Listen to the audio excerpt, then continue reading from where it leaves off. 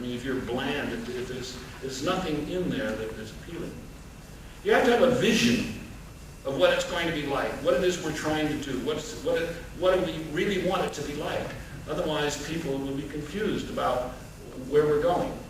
You need to have a strategy for making it happen. And I've given you some of the elements of a strategy. Otherwise, there will be false starts. If you ask people to do things and you don't give them the skills to do it, they will become anxious. They will be concerned. They will worry that they can't do it.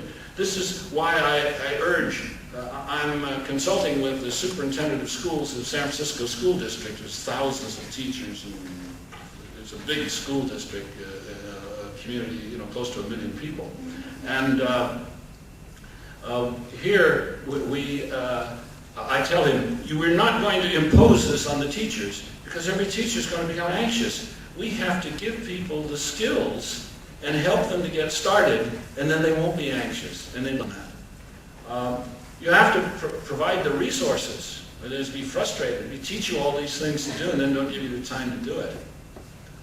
The reward system has to be consistent. If you're going to have a school system in which all the kids are ranked because and you as a teacher are judged by the scores they make on some standardized test, then everybody's going to teach to the test, to hell with all this other stuff, because we know what you're graded on, right? So the reward system. And finally, you need an organization. You have to have a way for all of the people who are working in different parts of the system to connect and talk to one another and exchange information and work in a coordinated way. And I say I left one thing off. In the school system, you must develop constituencies. You need to find people outside of the school who understand what you're talking about and who work with you.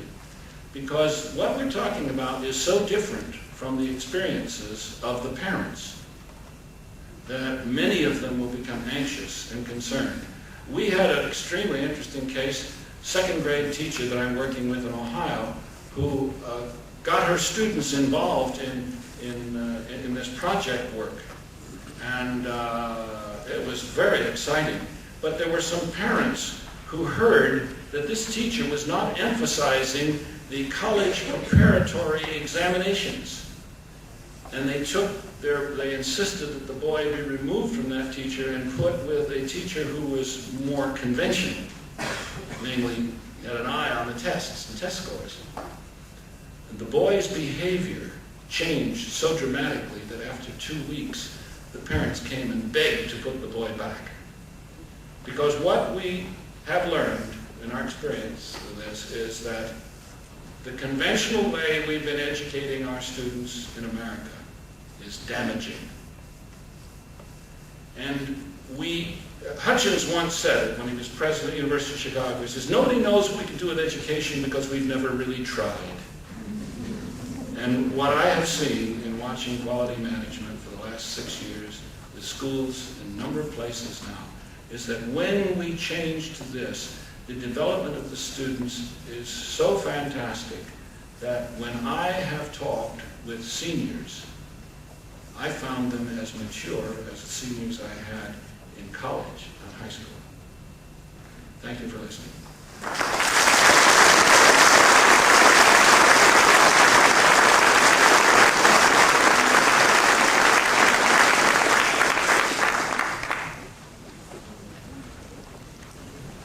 And 10 minutes over, sorry for that.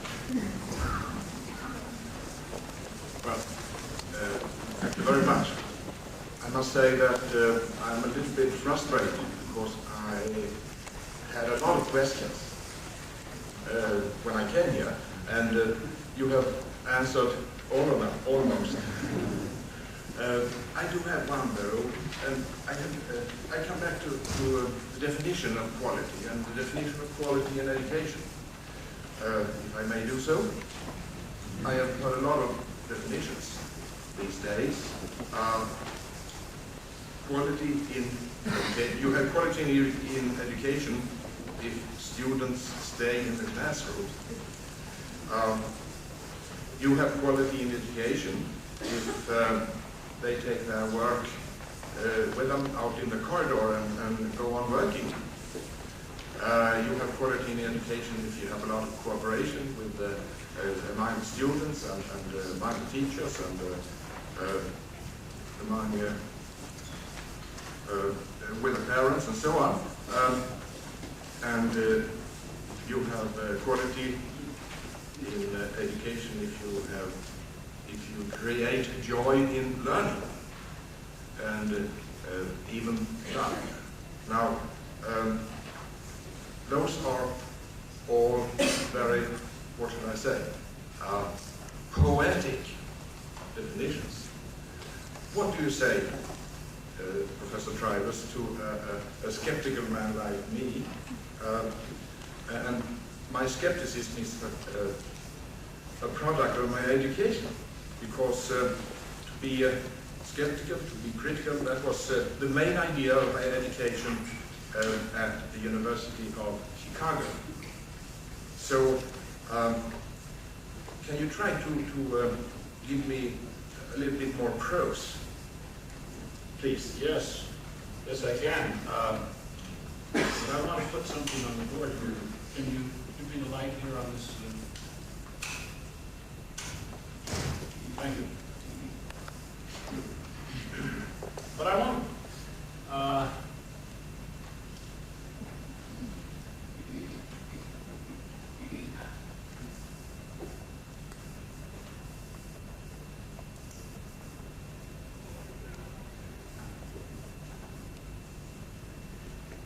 PITM is forbidden. Prove it to me. There are some things which I cannot prove to you until you experience them. For example, you already believe that it's a good idea for people who run an enterprise to be honest with each other. But if you didn't believe it, I don't think I could prove it to you. There are some things that cannot be taught, they can be learned. And they are learned experientially. Now, having said that, I want to come to the point. I do have to deal with people who won't pay attention to that, but who say, this is all very vague. Wait a minute.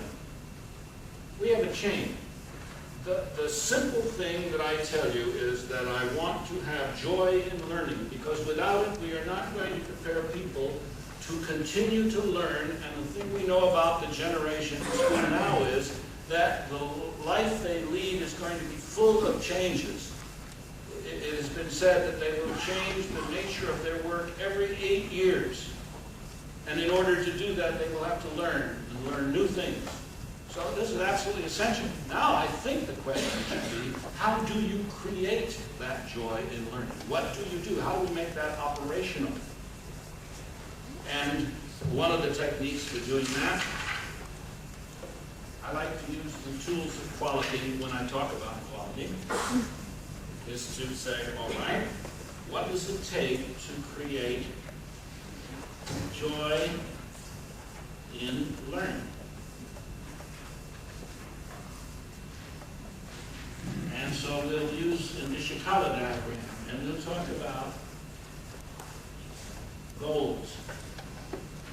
What do you have to do about the goals so that people will like their experience? What do we do about the teaching method? What do we do about the environment, the classroom itself? What do we do about evaluation? And so we take these and other things and start detailing what we have to do about each of these things so as to enhance joy in learning. And that collection of things to do is what creates it, right?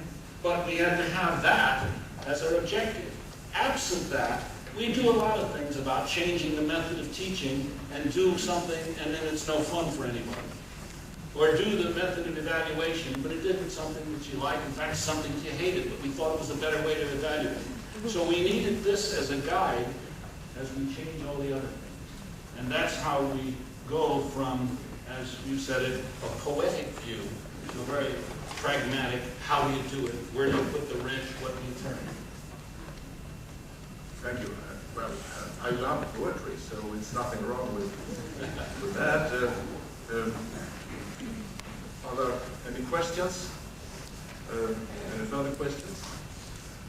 If you don't want to phrase them in English, you can ask in Swedish, and I will try to translate them into English, but I don't promise I can do it because sometimes I don't even understand the questions in Swedish.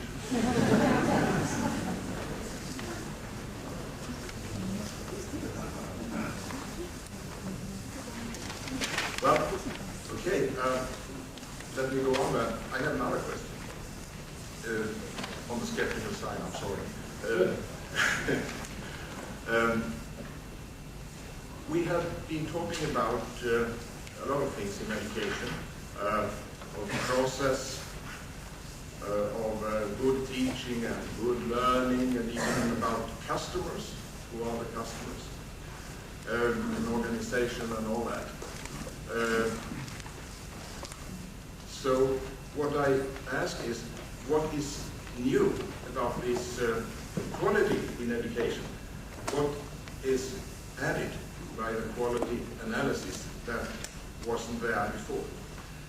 That's a very good question. I was hoping you'd ask something more contentious.